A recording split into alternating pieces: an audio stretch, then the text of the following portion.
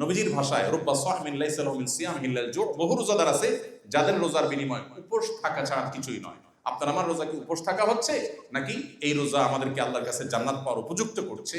এই প্রশ্নের উত্তর আমাদেরকে খুঁজে বের করতে হবে। এই যে আপনাদের সবার সামনে ইফতার আছে, আমি দেখতে পাচ্ছি সব টেবিল ইফতার সাজানো আছে। আমার প্রশ্ন, আপনারা তো সবাই ক্ষুধার্ত নাকি? কেউ তো দুপুরে খাননি, আজকে খেয়েছেন? কেউ দুপুরে খেয়েছেন? আজকে দুপুরে কেউ খাননি এখানে, তাহলে সবাই রোজাদার। তার মানে 12-14 ঘন্টা না খেয়ে আছেন, এখন সবাই ক্ষুধার্ত। ইফতারের আগে খাবার তো সামনে আছে, বেশ চমৎকার চমৎকার মুখরোচক সব খাবার আমি দেখতে পাচ্ছি। খাবারও আছে, ক্ষুধাও আছে, কিন্তু আপনি খাচ্ছেন না। কারণ কি? 17ই রমাদান নানা কারণে ঐতিহাসিক একটি দিন। আমরা অনেকেই নিশ্চয় জেনে থাকবো, ইসলামের ইতিহাসের গুরুত্বপূর্ণ দুটি বিজয় আল্লাহ তাআলা আমাদেরকে রমাদান মাসে দিয়েছিলেন। তার একটি ছিল 17ই রমাদান, নবী করিম সাল্লাল্লাহু আলাইহি সাল্লামের নেতৃত্বে সরাসরি অংশগ্রহণে ইসলামের ইতিহাসের প্রথম সম্মুখ সমর ঐতিহাসিক বদর যুদ্ধ এটি সংগঠিত হয়েছিল এবং পৃথিবীর সকল হিসেব নিকেশ সব কিছুকে উল্টে দিয়ে অলৌকিক এবং ঐতিহাসিক বিজয় মুসলমানদেরকে আল্লাহ তাআলা দিয়েছিলেন। বদরে মাত্র 313 জন মানুষ, অনেকটা অস্ত্রশস্ত্রহীন, খুব সাদামাটা অবস্থায়, যারা আসলে যুদ্ধ করতে যাননি, কিন্তু সেখানে যাওয়ার পর তাদেরকে যুদ্ধে নামতে হয়েছে। মক্কার মুশরিকরা যুদ্ধের প্রস্তুতি নিয়ে আসার ফলে তাদেরকে যুদ্ধে অংশগ্রহণ করতে হয়েছে। আগে থেকে প্রিপারেশন ছাড়া, প্রস্তুতি ছাড়া, অস্ত্রশস্ত্র ছাড়া, আবার সংখ্যায় মাত্র 313 জন। আর এর বিপরীতে মক্কা থেকে আগত মুশরিকদের সংখ্যা ছিল বহুগুণ বেশি, এবং তারা এসে যুদ্ধের সকল প্রস্তুতি নিয়ে। অতএব পৃথিবীর যে কোনো যোগ বিয়োগী বলবে যে এখানে একটা ভয়াবহ রকমের ম্যাসাকার হবে এবং মুসলমানরা স্বাভাবিকভাবে পরাজিত হবে। কিন্তু সকল হিসেব নিকেশকে উল্টে দিয়ে ঐতিহাসিক বদর যুদ্ধে এই 17ই রমাদান আজকের এই দিনে মুসলমানরা বিজয় লাভ করেছিলেন। আরেকটি ঐতিহাসিক ঘটনা রমাদানে ঘটেছে, সেটি হলো ঐতিহাসিক যে মক্কা বিজয়ের ঘটনা, সেটিও কিন্তু রমাদান মাসেই হয়েছে। দুর্ভাগ্য আমাদের, আজ আমরা চতুর্দিকে যখন দেখতে পাই যে মুসলিমরা চরম দুরবস্থার মধ্যে পার করছে, কোনটা সময় পরিস্থিতি তাদের চতুর্দিক থেকে তাদেরকে গ্রাস করে ফেলছে, তখন একজন মুসলমান হিসাবে আমাদের অনেকেরই খুব স্বাভাবিকভাবে সঙ্গতভাবে আমাদের খারাপ লাগায় কাজ করে, আমাদের দুঃখ হয়, কষ্ট হয়। এই দুইয়ের মধ্যে যে বিপুল পরিমাণ গ্যাপ এবং বিস্তর ফারাক তৈরি হয়েছে, একদিকে নবী সাল্লাল্লাহু আলাইহি সাল্লামের নেতৃত্বে সাহাবায়ে কেরামের ঐতিহাসিক বদর যুদ্ধের বিজয়, মক্কা বিজয়, অনেকগুলো শুভ সংবাদ, আর ঠিক তার বিপরীত দিকে আমরা দেখি রমজান মাসকে টার্গেট করে করে মুসলমানদেরকে আরো বেশি মনোবেদনায়, কষ্টে ফেলার মতো ঘটনাগুলো একের পর এক পৃথিবীতে ঘটানো হয়। এখন মুসলমানরা অত্যন্ত কঠিন এবং দুরবস্থাময় পরিস্থিতির মধ্যে আমরা সময় পার করছি, কোনো সন্দেহ তো নেই। কেন এই দুরবস্থা? এই বিষয়টি অত্যন্ত চমৎকারভাবে উঠে এসেছে নবী সাল্লাল্লাহু আলাইহি সাল্লামের একটি ঐতিহাসিক হাদিসে। তিনি বলেছেন, সেই 1450 বছর আগে, কিন্তু আমাদের হাদিসের সেই প্রেক্ষাপটটা যদি মাথায় রাখি তাহলে বুঝতে সহজ হবে। যখন মুসলমানরা বিজয়ীর বেশে, দুনিয়ার শাসন মুসলমানদের হস্তগত, অর্থাৎ মদিনা থেকে ধীরে ধীরে ইসলাম ছড়িয়ে পড়ছে পৃথিবীর প্রান্তে প্রান্তরে, একের পর এক রাজ্য রাজত্ব ইসলামের ছায়াতলে আসছে, এবং মুসলমানদের তাদের ক্ষমতা, মুসলমানদের সক্ষমতা, মুসলমানদের গ্রহণযোগ্যতা দিন দিন পৃথিবীতে বাড়ছে এবং ইমেজ সর্বোচ্চ পিকে ওঠা শুরু করেছে। ওই সময়টাতে নবীজি বলছেন, এমন এক সময় আসবে যখন বিভিন্ন জাতিগোষ্ঠী খাবার যেরকম টেবিলে সামনে সাজিয়ে মানুষ বসে, তোমাদের মুসলমানদেরকে ভাগে যোগে ধ্বংস করার জন্য তোমাদেরকে টেবিলে নিয়ে বসবে। কেউ বলবে আমরা আফ্রিকার গুলোকে দেখতেছি, কেউ বলবে ঠিক আছে কাশ্মীর বা এশিয়ার সাইডটা তুমি নাও, কেউ বলবে সিরিয়া মধ্যপ্রাচ্যের ওই অংশটা আমি নেব, কেউ বলবে না পশ্চিমে যেগুলো আছে ওইগুলোকে আমি নেব। অর্থাৎ খাবার যেরকম রাখলে ভাগযোগ করে সবাই খায়, তোমাদেরকে ওই টেবিলে চারপাশে খাদকরা বসে যেরকম খাবার বাছাই করে, গোটা বিশ্বের মুসলমানদেরকে এভাবে ভাগযোগ করে লুট করা, ধ্বংস করা, তোমাদেরকে হত্যা করা, খুন করা, তোমাদের অধিকার লঙ্ঘন করা, এই কাজ করার জন্য বিভিন্ন জাতিগোষ্ঠী ঐক্যবদ্ধ হবে। আমরা কি কিছুটা মিল পাচ্ছি? আমি আবারও বলছি, এই কথা তিনি বলেছেন যখন, তখনকার মানুষ এটা মেলাতে পারেন নাই। কেন? কারণ তখন ইসলামের পুরো পিক টাইম। তারা তখন দেখতে পেয়েছিলেন আমরা তো যেদিকে যাই সেদিকে শুধু সম্বর্ধনা পাই, একের পর এক বড় বড় সাম্রাজ্যগুলো, একের পর এক বড় বড় সম্রাটরা যেখানে স্বেচ্ছায় আমাদেরকে গ্রহণ করছেন, বরণ করছেন, ইসলামের ছায়াতলে আসছেন, তারা ইসলামকে ওয়েলকাম করছেন স্বেচ্ছায় সানন্দে। সেখানে এরকম পরিস্থিতি হবে সাহাবীরা মেলাতেও পারছিলেন না, তাদের কাছে এটা বোঝা অস্বাভাবিক ছিল। কিন্তু নবী সাল্লাল্লাহু আলাইহি সাল্লাম যা বলেন সেটা আল্লাহর পক্ষ থেকে ওহীর মাধ্যমে তিনি ভবিষ্যৎবাণী করেছেন যে এমন একটা সময় আসবে যখন খাদকরা একটা টেবিলে বসে খাবারকে টেনে হিচড়ে ভাগযোগ করে যেরকম খাবে, তোমাদের মুসলিম জাতিকে এইভাবে টেনে হিচড়ে ভাগযোগ করে খাবে বিভিন্ন জাতি গোষ্ঠী। নবী করিম সাল্লাল্লাহু আলাইহি সাল্লামের কথা শুনে সাহাবীরা প্রশ্ন করলেন, আবি কিল্লাতে নাহনু ইয়াউমাইদিন ইয়া রাসূলুল্লাহ, অর্থাৎ হে আল্লাহর রাসূল, সেদিন আমাদের সংখ্যায় স্বল্প হওয়ার কারণেই কি এই দুরবস্থা হবে? নিশ্চয়ই আমাদের সংখ্যা অনেক কম হবে, সেজন্য আমাদের দুরবস্থা হবে। সাহাবীদের খুব স্বাভাবিকভাবে কৌতূহলী মন থেকে এই প্রশ্নই আসছে যে তাহলে কি আমরা সংখ্যা কম হয়ে যাব? না হলে তখনকার বাস্তবতা সাহাবীরা তো মেলাতে পারছিলেন না, কিভাবে সম্ভব?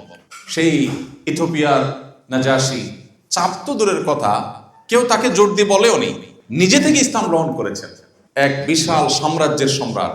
এভাবে একের পর এক সাম্রাজ্যগুলো আসছে। মক্কা বিজয়ের ঘটনা তো আমরা অনেকেই হয়তো জানি। নবী সাল্লাল্লাহু আলাইহি সাল্লামের সিরাতের বই যদি আমরা পড়ে থাকি, আমরা দেখব এত বড় বিজয় পৃথিবীর ইতিহাসে খুব কমই হয়।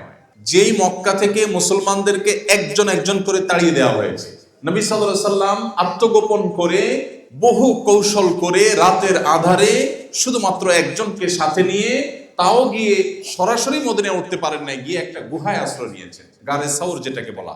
সেখান থেকে আবার কয়েকদিন গোপনে থেকে যখন শত্রুদের সকল খোঁজ তালাশ এগুলো সব বন্ধ হয়ে গেছে, আবার সংগোপনে বের হয়ে, তাও আবার পরিচিত পথে না গিয়ে ভিন্ন অভিনব কোনো নতুন পথে গিয়েছে, বহু কৌশল করে মদিনায় গিয়ে পৌঁছেছে। যারা যেতে চেয়েছেন তাদেরকে আটকে রাখা হয়েছে, কি না হয়েছে মুসলমানদের সাথে। কিন্তু নবী সাল্লাল্লাহু আলাইহি সাল্লাম যেদিন মক্কা বিজয় করতে আসেন, তার সাথে সাহাবীদের সংখ্যা কি পরিমাণ ছিল এটা বোঝাবার জন্য সিরাত গ্রন্থগুলোতে যেসব বর্ণনা তখনকার মানুষদের মুখে উঠে আসছে, সেটা হলো মশাল হাতে রাতে যখন তারা অগ্রসর হচ্ছিলেন, তখন মক্কার মানুষরা বলছে এত বড় মানুষের সারি তারা জীবনে কখনো দেখেনি। হাজার হাজার মানুষের বিশাল বড় লাইন, এবং সবাই সক্ষম, সবাই সামর্থ্যবান মক্কায় আসলেন। খুব স্বাভাবিকভাবে 10-10টি বছর, বরং 13টি বছর যারা একজন একজন করে নির্মম ভাবে খুন করেছে মানুষকে। সুমাইয়া রাদিয়াল্লাহু তাআলা আনহা ইসলামের জন্য প্রথম জীবন দেওয়া একজন নারী, অত্যন্ত নির্মম ভাবে বর্ষার আঘাতে স্পর্শকাতর অংশে শরীরে তাকে শাহাদাত বরণ করানো হয়েছে। এক একজন সাহাবীকে নির্মম ভাবে মেরে মেরে শেষ করা হয়েছে। 3-3টি বছর তাদের সাথে অবরোধ করে তাদেরকে গাছের পাতা খেয়ে থাকতে বাধ্য করা হয়েছে, একটা খাবারের একটা দানা তাদের কাছে বিক্রি করা হয় নাই, এমন ভাবে অবরোধ করা হয়েছে। কি না করা হয়েছে! নবী সাল্লাল্লাহু আলাইহি সাল্লামের সিজদা যাওয়ার পর ফিজিক্যালি তাকে অ্যাটাক করা হয়েছে, তার শরীরের উপরে নাড়ি বুড়ি রাখা হয়েছে যাতে তিনি উঠতে না পারেন। এত কিছু 13টি বছর ধরে যারা করলো, এখন তাদের বিজিত হবার পালা। আর যারা মাজলুম ছিলেন, সে মুসলমানরা মদিনা থেকে আসছেন মুহাম্মদ সাল্লাল্লাহু আলাইহি সাল্লামের নেতৃত্বে, আজকে তো তাদের অন্তত প্রাপ্যটা বুঝিয়ে দেওয়ার কথা, কিন্তু না। সবাইকে অবাক করে মুহাম্মদ সাল্লাল্লাহু আলাইহি সাল্লাম বললেন, লা তাসরিবা আলাইকুমুল ইয়াউম, কোনো প্রতিশোধ আমরা গ্রহণ করব না, সবাইকে ক্ষমা। পৃথিবীর ইতিহাসে এরকম আরেকটি ঘটনা আমরা হয়তো খুঁজে বের করতে পারবো না। তো আমি যেটা বলছিলাম, সেই রকম শৌর্যবীর্যের সময় সাহাবীরা শুনছেন যে আমাদেরকে চিড়ে ফুলে খাবে অন্যরা। তখন নবী সাল্লাল্লাহু আলাইহি সাল্লাম বললেন, তোমরা যে মনে করছো তখনকার পৃথিবীতে, মানে আমাদের আজকের পৃথিবীর কথা তিনি তখন বলেছেন, যে তখনকার পৃথিবীতে অন্য জাতিগোষ্ঠীর মানুষগুলো তোমাদেরকে চিড়ে ফুড়ে খাবে, সেই পরিস্থিতিটা, সেই পরিবেশটা আসলে এই জন্য হবে না যে তোমরা সংখ্যায় কম হবে, ওয়ালাকিন্নাকুম ইয়াউমাইদিন কাসীর, বরং তোমরা সেদিন এত বেশি হবে সংখ্যায় যে তোমাদের চতুর্দিকে মুসলমান, লাখে লাখে কোটি কোটি মুসলমান আছে। নবীজি বলেছেন তোমাদের সংখ্যা অনেক থাকবে, ওয়ালাকিন্নাকুম গুসাউন কাগুসাইস সাইল, কিন্তু খড়কুটো যেরকম দেখো পানির উপরে ভেসে চলে যায়, তোমাদের মুসলমানদের অস্তিত্ব হবে এরকম খড়কুটোর মতো, তোমাদের কোনো অস্তিত্বের কোনো মূল্য বা ভ্যালু থাকবে না, সংখ্যা হবে শুধু। মিলে আজকে যেগুলোর সাথে, কিছুটা মিলে আজকের বাস্তবতার সাথে। নবীজি সাল্লাল্লাহু আলাইহি ওয়াসাল্লাম তখন বলেছেন, তাহলে কারণটা কি? খাদকরা খাবার টেবিলে নিয়ে চাকু ছুরি দিয়ে ভাগযোগ করে ছেড়ে পুড়ে খায়, আর তোমাদের মুসলিম জাতিকে এভাবে ছেড়ে পুড়ে খাওয়া হবে। সংখ্যায় তোমরা কম থাকবে না, বরং অনেক মানুষ থাকবে, অগণিত থাকবে। তারপরে পরিস্থিতি তোমাদের কেন হবে? কারণ তোমাদের মধ্যে দুটি জিনিস থাকবে। এই দুটি জিনিস তোমাদের দুর্বলতা। সংখ্যায় তোমরা বিপুল হওয়া সত্ত্বেও তোমরা ভয়ঙ্কর রকমের অপমান অপদস্থ হয়ে থাকবে এই দুটি বিষয়ের কারণে। তার একটা হলো হুব্বুদ দুনিয়া, আরেকটা হলো কারাহিয়াতুল মাউত। নবীজি বলেছেন তোমাদের ভিতরে ওহান ঢুকে যাবে, ওহান। তোমাদের মনে, মস্তিষ্কে, মগজে, অস্তিত্বে, অবয়বে তোমাদের ভেতরে একটি জিনিস ঢুকবে, তার নাম হলো ওয়াহান। ওয়াহান কি জিনিস? ওয়াহান হলো দুটি বিষয়ের সমষ্টি, হুব্বুদ দুনিয়া কারাহিয়াতুল মউত। তোমাদের মধ্যে দুনিয়ার মোহটা ঢুকে যাবে। দুনিয়াটা, পার্থিব বিষয়গুলো তোমাদের কাছে অনেক গুরুত্বপূর্ণ হয়ে যাবে, তোমাদের কাছে বৈশ্বিক বিষয়গুলোই সব হয়ে যাবে। আর দ্বিতীয়টা হলো মৃত্যু ভীতি। তোমরা মরণকে ভয় করবে, যতটুকু ভয় স্বাভাবিকভাবে হওয়া উচিত তার চেয়ে বেশি। এর বিপরীতটা আমরা বলতে পারি, বেঁচে থাকার জন্য তোমরা পাগল করা হয়ে যাবে। আমি শুধু এই দুটি বিষয়কে যদি এক করে দেখাবার চেষ্টা করি, তাহলে সংক্ষেপে আমি বলতে পারি, আজকের বিশ্ব বাস্তবতায় আমরা যারা নিজেদেরকে মুসলিম দাবি করছি, আমাদের সবচেয়ে বড় গর্বের বিষয় ছিল আমরা আল্লাহতে বিশ্বাসী, আখেরাতে বিশ্বাসী, জান্নাতে বিশ্বাসী। আমার কাছে দুনিয়ার মোহ তো খুব বেশি একটা আমাকে দুর্বল করতে পারার কথা না। দুনিয়ার সব কিছু যদি আমাকে দিয়ে দেওয়া হয়, আমি জানি এখানকার কোনো প্রাপ্তির নিশ্চয়তা নেই, তৃপ্তির স্থায়িত্ব নেই, কোনো প্রাপ্তির নিশ্চয়তা নেই। আমি সুখী হব কোনো গ্যারান্টি আছে? আমি পৃথিবীর সবচেয়ে বড় পাওয়ারের মালিক হয়ে গেলাম, সবচেয়ে বেশি অ্যাসেটের মালিক হয়ে গেলাম, তাতে কি আমার সুখের গ্যারান্টি আছে? নেই। হতে পারে অন্য কোনো দুঃখ হবে, ফিজিক্যালি আমি অন্য কোনো অসুস্থ হয়ে যাবে, ক্যান্সার হয়ে যাবে, অন্য কিছু হয়ে যাবে। তাহলে এখানকার শান্তি প্রাপ্তির কোনো নিশ্চয়তা নেই। আর যদি আমি পেয়েও যাই, ঠিক আছে, সবকিছু আমি এনজয় করছি, গুড, এটার তৃপ্তির কোনো স্থায়িত্ব নাই। আমার মৃত্যু আসলে আমাকে চলে যেতে হবে সব রেখে। তাহলে ইমানদার দুনিয়ার জন্য চেষ্টা করবে, কিন্তু এরকম হবে না যে তার আখেরাত বরবাদ করে দিয়ে, জান্নাত বরবাদ করে দিয়ে, আল্লাহর অসন্তুষ্টি নিয়ে হলেও তার দুনিয়া চাই, টাকা আমাকে লাগবেই লাগবে, তাতে আমার আদর্শ যাক, হালাল হারাম বাজ বিচার না করে হলেও, আল্লাহ নাখুশ হলেও, জাহান্নামে যেতে হলেও আমি হারাম করব, আমি কোম্পানির ফাঁকি ঝুঁকি দিব, আমি 2 নম্বরের পথে উপার্জন করব, যেই ইনকামটা আমার জন্য অ্যালাউড না সেটাও আমি কামাই করব, আমি অবৈধ পথে উপার্জন করব, আমি ভোক্তাকে ক্ষতিগ্রস্ত করব, আমি মিথ্যা করব, প্রতারণা করব, তারপর দিন শেষে আমার টাকা চাই। এর নাম হলো দুনিয়ার মোহ। আর এর বিপরীতটা হলো কি? দুনিয়া অবশ্যই চাই। আল্লাহ বলেছেন, ওয়ালা তানসা নাসিবাকা মিনাদ দুনিয়া। তুমি পৃথিবীতে বসবাস করতে হলে পৃথিবী তোমার লাগবে, সো তুমি সেটাকে ভুলে একেবারে সন্ন্যাসী হয়ে যেতে তোমাকে ইসলাম বলেনি। ইসলাম সেই ধর্ম, আল্লাহ কোরআনে বলেছেন, রুহবানিয়াতান ইবতাদাউহা, বৈরাগ্যতা, এটা খ্রিস্টান ধর্মের লোকেরা যখন প্রথম এটা তারা শুরু করে, আল্লাহ ডিসকারেজ করেছেন যে না, মা কাতাবাল্লাহু লাকুম, আল্লাহ তাআলা তোমাদেরকে বৈরাগী হতে বলেননি, বরং আল্লাহ বলেছেন, ফাইদা কুদিয়াতিস সালাহ ফান্তাশিরু ফিল আরদ, নামাজ শেষ হয়ে গেছে, বের হও, ওয়াবতাগু মিন ফাদলিল্লাহ, বের হয়ে উপার্জন করো। ফ্যামিলির মুখে যে খাবারটা তুলে দিবে, তাদের জন্য যে মান্থলি ইনকামটা করে নিয়ে আসবে, এটার কারণে তুমি আল্লাহর কাছে সওয়াব পাবে, এটা তোমার ইবাদত। সো ইসলাম আমাদেরকে বৈরাগী হতে বলে না। আমাদের ব্যবসা বাণিজ্য থাকবে, আমাদের কর্পোরেট জগতের কার্যক্রম থাকবে, কিন্তু এগুলো কোনোটি যেন আল্লাহর নির্দেশের উপরে উঠে না যায়। আমার যদি কখনো অপশন আসে, আমি হয় আমার পার্থিব স্বার্থকে সামনে রাখবো, আর না হয় আল্লাহর নির্দেশকে সামনে রাখবো। অ্যাজ এ মুসলমান, যেহেতু পার্থিব স্বার্থ সামনে রাখলে আমি যা পাবো সেটা খুবই সীমিত, আর আল্লাহ আখিরাত সম্পর্কে কোরআনে বলেছেন, ওয়াল আখিরাতু খায়রুন ওয়া আবকা, আখিরাত হলো সবচেয়ে ভালো এবং অনন্তকালের, অতএব আমি সেটাকে প্রায়োরিটি দিব। ব্যাস, এটা হলো ইমানদার। পৃথিবীতে যখন সেই ইমানদারের সংখ্যা বাড়বে, যেই ইমানদার, তার ভিতরে দুনিয়ার মোহ থাকবে না, দুনিয়ার কাজ সে করবে, পার্থিব কাজ সে করবে, ব্যবসা বাণিজ্য সে করবে, কর্পোরেট জগতে তার বিচরণ হবে, কিন্তু এগুলো তাকে তার আল্লাহ থেকে সরাবে না, এগুলো তার নামাজ থেকে তাকে দূরে রাখবে না, এগুলো তাকে হারামের পথে নিবে না। এই জায়গাটা যদি মুসলমান এনশিওর করতে পারে, তাহলে সেই 1450 বছর আগে মুসলমান যেভাবে পৃথিবীকে শাসন করেছে, আজও মুসলিম আবার সেই সম্মান, সেই গৌরব, সে হারানো ঐতিহ্য, সে মর্যাদা আবারও ফিরে পেতে পারে। আর যদি মুসলমান নামকা অস্তে মুসলমান হয়, যে মুসলমান জুমা পড়ে, 5 ওয়াক্তের খবর নাই, 2-4 ওয়াক্ত পড়ে, বাকিগুলোর খবর নাই, নামাজ পড়ে ঠিকই 5 ওয়াক্ত, কিন্তু হালাল হারামের খবর নাই, লেবাস লাগায়, দাড়ি লাগায় ঠিকই, কিন্তু আচরণ ভালো নয়। যে মুসলমানের একটা দিক ঠিক আছে, আরেক দিক ঠিক নেই, তার ইবাদত ঠিক আছে, তার লেনদেনটা ভালো না, তার লেনদেন ভালো আছে, তার আচরণটা ভালো না। এজ এ মুসলমান তিনি যখন পরিপূর্ণ পারফেক্ট মুসলমান হয়ে উঠতে না পারবেন, তখন সেই মুসলমান খড়কুটোর মতো হবে, লাঞ্ছিত হবে, অপমানিত হবে, নির্যাতিত হবে, জুলুমের শিকার হবে, আক্রান্ত হবে, দুনিয়াও তার শেষ হবে, আখিরাতেও সে এক দৌড়ে জান্নাত পেতে পারবে না। সময় তো বুঝছি, আমরা নিজেদেরকে এই জায়গাটাতে একটু রিয়ালাইজ করতে পারি যে আমরা আসলে কোন জায়গায় দাঁড়িয়ে। আমি আমাদের একজন স্বনামধন্য স্কলার, আমাদের উস্তাদতুল্য ব্যক্তিত্ব ডক্টর খন্দকার আব্দুল্লাহ জাহাঙ্গীর একটা উক্তি কোট করতে চাই। আপনারা অনেকে স্যারকে চিনে থাকবেন, অনেক আগে, বেশ কয়েক বছর আগে রোড অ্যাক্সিডেন্টে মারা গেছেন। ইসলামী বিশ্ববিদ্যালয় কুষ্টিয়ার প্রফেসর ছিলেন। ডক্টর খন্দকার আব্দুল্লাহ জাহাঙ্গীর রহমানুল্লাহ বলতেন, আমাদের দেশে মুসলমান 2 প্রকার। এটা স্যারের ভাষা। উনি বলতেন, মুসলমান 2 প্রকার, একটা হলো সেকুলার মুসলমান, একটা হলো রেগুলার মুসলমান। সেকুলার মুসলমান বলতে সেকুলার শব্দের আপনার প্রচলিত অর্থ উনি বোঝান নাই। ওনার একটা আলাদা মিনিং আছে। উনি বলেন যে সেকুলার মুসলমান বলতে আমি বুঝাতে চাচ্ছি ওই যে এতক্ষণ যে মুসলমানের কথা বললাম, যে ঠিক আছে নামাজ কালাম পড়ি, দাড়িও রাখি, টুপিও রাখি, বাট আচরণটা খুবই নোংরা, বইয়ের হক নষ্ট করি, প্রতিবেশী হক নষ্ট করি, চান্স পেলে কারোর জমির আইল ঠেলে দেই, চান্স পেলে কারোর আমার সহকর্মী তার ব্যাপারে বসকে ভুল তথ্য দিয়ে তার ব্যাপারে বিভ্রান্ত করে দেই, ভালো সাজার চেষ্টা করি, মুনাফিকি করি, চান্স পেলে কোম্পানির ফাঁকি দেই, চান্স পেলে ভোক্তার ফাঁকি দেই, অর্থাৎ আল্লাহর ভয় নেই, বাট আমি নামাজও পড়ি বা মাঝে মধ্যে নামাজ পড়ি। এটা হলো সেকুলার মুসলমান। কিছু পার্টে ইসলাম আছে, কিছু পার্টে নাই। আর রেগুলার মুসলমান হলো সিরিয়াস মুসলমান, যার জীবনের সবকিছুকে সে আল্লাহর সামনে সমর্পণ করে দিয়ে বলেছে ইন্না সলাতি ওয়া নুসুকি ওয়া মাহইয়ায়া ওয়া মামাতি লিল্লাহি রাব্বিল আলামিন। আমার সালাত, আমার কুরবানি, আমার হজ, আমার জীবন এবং আমার মরণ সবকিছু আল্লাহর শানে আমি সমর্পণ করলাম। এর নাম মুসলমান, এর নাম মুসলমান। এ হলো সিরিয়াস মুসলমান। এই মুসলিমের সংখ্যা যখন আস্তে আস্তে বাড়বে, অল ওভার সংখ্যা কম হতে পারে। ওই যে 313 জন আজকের এই দিনে যথেষ্ট হয়ে গেছেন, এখন 3,13,000 জন, 3,13,000 জন, 30,13,000 জন, সেই জায়গাটা যেতে পারছি না আমরা। কারণ আমরা যে ইসলাম চর্চা করছি, এই ইসলাম আসলে কোরআন হাদিস আমাদেরকে যে ইসলাম চর্চা করতে বলেছে তার থেকে অনেকখানি দূরে। এই যদি হয় আমাদের পার্থিব অবস্থা, কিয়ামতের ভয়াবহতম দিনে কিভাবে এই ইসলাম নিয়ে আমি জান্নাত আল্লাহর কাছে জোর গলায় প্রত্যাশা করতে পারি, কিভাবে জাহান্নামকে আমি প্রতিহত করতে পারি, কিভাবে মুহাম্মদ সাল্লাল্লাহু আলাইহি ওয়াসাল্লামের সামনে মুখ উঁচু করে দেখাতে পারি। ভাইরা আমার, ইসলামটা কিছু রিচুয়ালের নাম না।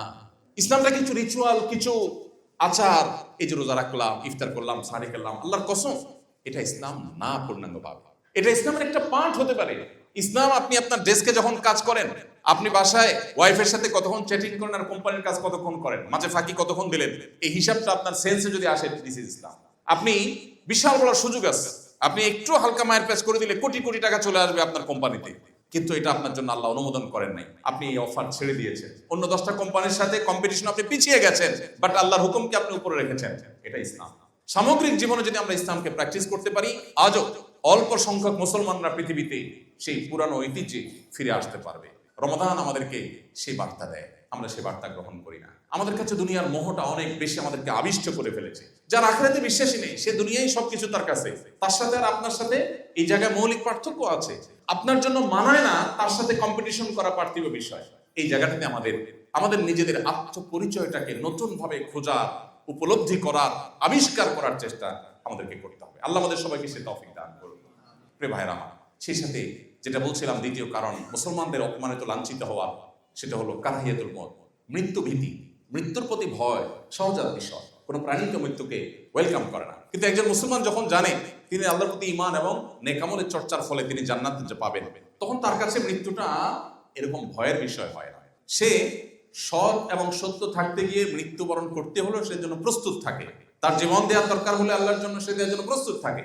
কিন্তু আমাদের মধ্যে আজ এই দুইটা জিনিস, যেটা অমুসলিম বা কাফিরের মধ্যে থাকার কথা, আমাদের মধ্যে চলে আসছে। আমরা বলি মুসলমান, কিন্তু জান্নাতে যাওয়ার জন্য মরতে হবে। আমরা মরণের অতিরিক্ত ভয় পাই, বাঁচার জন্য পাগল করা হয়ে যায়, তার জন্য হালাল হারাম বাজ বিচার করি না।